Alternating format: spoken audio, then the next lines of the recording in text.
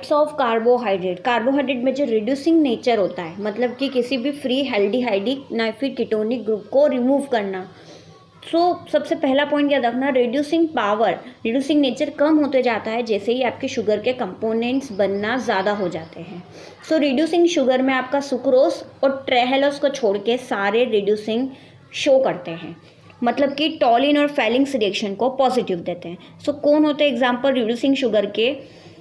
All carbohydrates such as maltose, lactose और इनके constituents maltose lactose के, दैट इज फ्रक्टोज, ग्लूकोज और galactose. No test और solubility का भी यही सिस्टम है। अगर आपके सेकेराइड्स बढ़ते जाते हैं तो आपकी टेस्ट की जो वो रहती है एबिलिटी वो कम होते जाती है। तो शुगर में आपका मोनोसेकेराइड और डाइसेकेराइड आता है जो कि वाटर सॉल्युबल होता है, और नॉन शुगर में आपका पॉलीसेकेराइड या पॉलीमर आता है जो कि सॉल्युबल नहीं होते और स्वीट नहीं होते हैं। कार्बोहाइड्रेट को हाइड्रोलिसिस के बेसिस पर भी बांटा जाता है। अगर वो हाइड्रोलिसिस करने पर आपको सिंपलेस्ट फॉर्म देते हैं तो वो मोनोसेकेराइड, अगर हाइड्रोलिसिस करने पर 2 to 10 यूनिट्स आती है तो वो ओलिगोसेकेराइड्स के अंदर आएगा। अगर वो हाइड्रोलिसिस करने पर 10 से ज़्यादा यूनिट्स देती है तो वो पॉलीसेकेराइड्स के अंदर आएगा। नाउ जो मोनोसेकेराइड्स होते हैं और जो पॉलीसेकेराइड्स होते हैं उनके एग्जाम्पल्स बहुत होते हैं। पहले हम ओलिगोसेकेराइड्स को डिस्कस करते हैं। ओलिगोसेकेराइड्स में उस तरीके से होता है जैसे डाई, ट्राई, टेट्रा, इस तरीके से उनकी यूनिट डिफ्रेंशिएट होती है 2, 3, 4 शुगर्स के अकॉर्डिंग।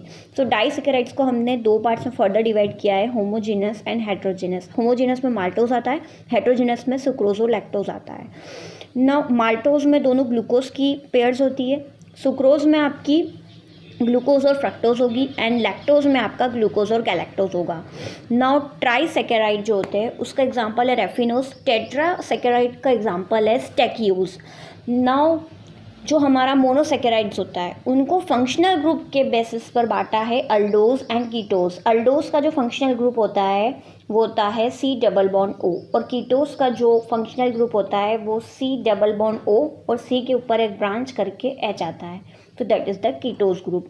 नाउ कार्बन एटम्स और फंक्शनल ग्रुप के अकॉर्डिंग हमने मोनोसेकेराइड्स को बांटा है, जिसको हम बोलते हैं ट्रायोज, टेट्रोज, पेंटोज, हेक्सोज और हेप्टोज एंड सो ऑन।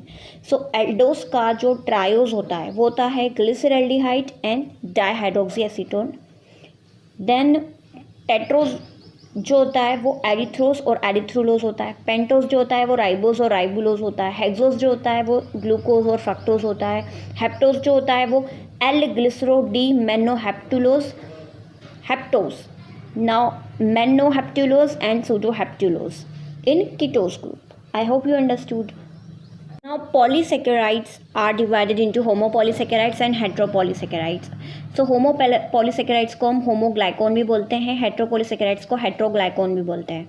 ना होमोपोलीसेकेराइड्स में स्टार्च, ग्लाइकोजन, इन्यूलिन ये क्या होते हैं? स्टोरेज फॉर्म होते हैं।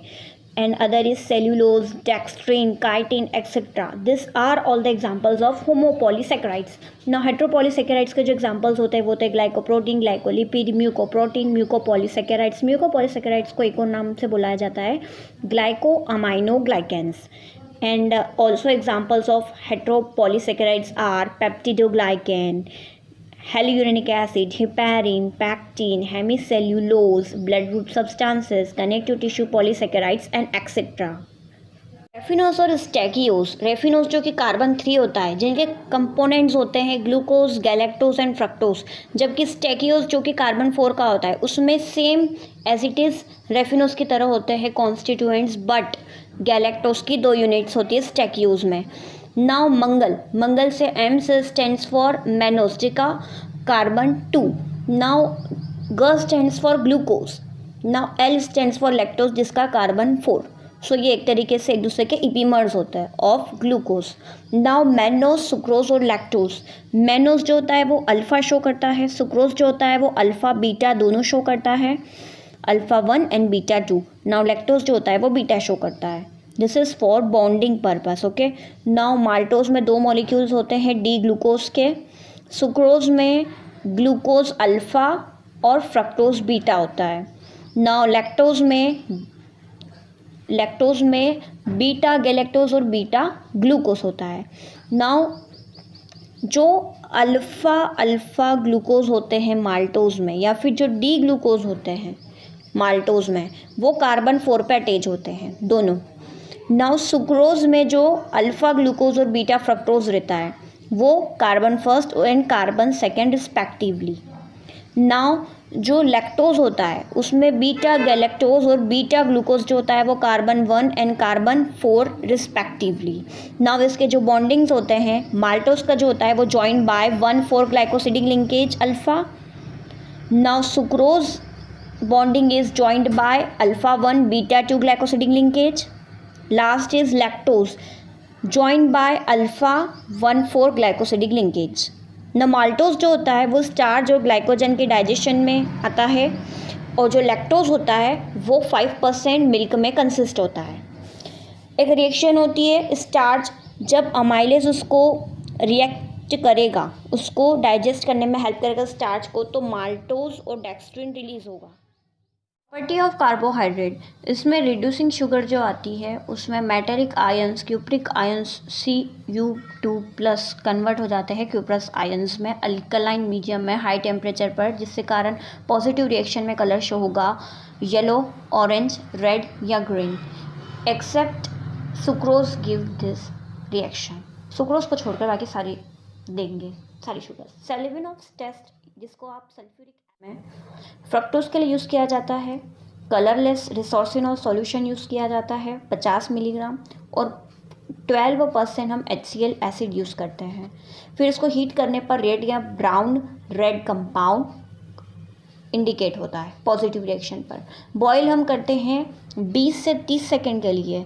5 ml हम सेलिविनोव्स रिएजेंट लेते हैं, जिसमें हम 5 ड्रॉप सैंपल डालते हैं। 5 ml reagent 5 drop fructose solution डालेंगे ना। ऑर्थोटोलरेंस टेस्ट जो कि ग्लूकोज और गैलेक्टोज के लिए होता है, हॉट मीडियम एसिडिक मीडियम में इसकी रिएक्शन करवाएंगे, ग्रीन कॉम्प्लेक्स फॉर्म होगा ना। आयोडीन टेस्ट जो कि पॉलीसेकेराइड्स के लिए होती है, ग्लाइकोजन जो कि रेड कलर का देगा। ग्लाइकोजन से आपके माइंड में आता है लिवर, लिवर क्या है, रेड कलर का। स्टार्च, स्टार्च ब्लू कलर का होता है, स्टार्च में स्टार आता है, स्टार हमारे स्काई ब्लू स्काई में रहता है, स्काई क्या होता है, ब्लू कलर का होता है, तो स्टार्च ब्लू कलर देगा। डेक्स्ट्रिन में आपका रीन आ रहा है, रीन पाउडर जो आता है वो ब्लू कलर का आता है, मे बी रेड और पर्पल भी हो सकता है ना। मॉलिशियस टेस्ट जो होता है इसमें सल्फ्यूरिक एसिड आता है, जिसमें सारे शुगर्स देंगे एक्सेप्ट टेट्रोस एंड ट्रायोस को छोड़कर मॉलिशियस टेस्ट देते हैं ना। मॉलिशियस टेस्ट में सल्फ्यूरिक एसिड का यूज़ करते हैं, ये बहुत सेंसिटिव होती है Molisch's test on the basis of dehydration. Dehydration पर ये क्या करती है, एल्डिहाइड ग्रुप देती है और फिर कंडेंस हो जाती है फिनॉल के 2 मॉलिक्यूल्स के साथ। कौन, एल्डिहाइड कंडेंस हो जाता है फिनॉल के 2 मॉलिक्यूल के साथ, आपको रेड पर्पल रिंग दिखाएगा मॉलिशियस टेस्ट में। रेड पर्पल रिंग का कॉम्प्लेक्स आपको शो होगा मॉलिशियस टेस्ट में ना। ओसाजोन क्रिस्टल्स जो होते हैं वो ओनली रिड्यूसिंग शुगर ही देते हैं ना। इसमें हम रिएजेंट यूज़ करते हैं phenyl hydrazine hydrochloride plus sodium acetate, जो कि हमारे शुगर सॉल्यूशन के सैंपल में जाके रिएक्शन शो करेगा। हीट करने पर हमको प्रेसिपिटेट दिखेंगे, सबके अपने अपने प्रेसिपिटेट रहेंगे, आपका उनका पर्टिकुलर मेल्टिंग पॉइंट और क्रिस्टल स्ट्रक्चर रहेगा ना। ग्लूकोज, फ्रक्टोज और मैनोज जो होता है ये निडल शेप जो ओसाजोन क्रिस्टल देते हैं। माल्टोज जो होता है वो सनफ्लावर क्रिस्टल्स देता है। लैक्टोज जो होता है वो कॉटन बॉल देता है ना। आइसोमेरिज्म क्या होता है, आइसोमेरिज्म को हम आइसोमराइजेशन भी बोलते हैं। इसमें क्या होता है, फॉर्मूला सेम होता है बट उसकी फिजिकल केमिकल प्रॉपर्टी डिफरेंट होती है। नाउ आइसोमेरिज्म को हमने 2 पार्ट्स में डिवाइड किया गया है, structural and stereo. Stereo are further divided into cis या फिर ट्रांस, और सेकेंड पार्ट होता है ऑप्टिकल।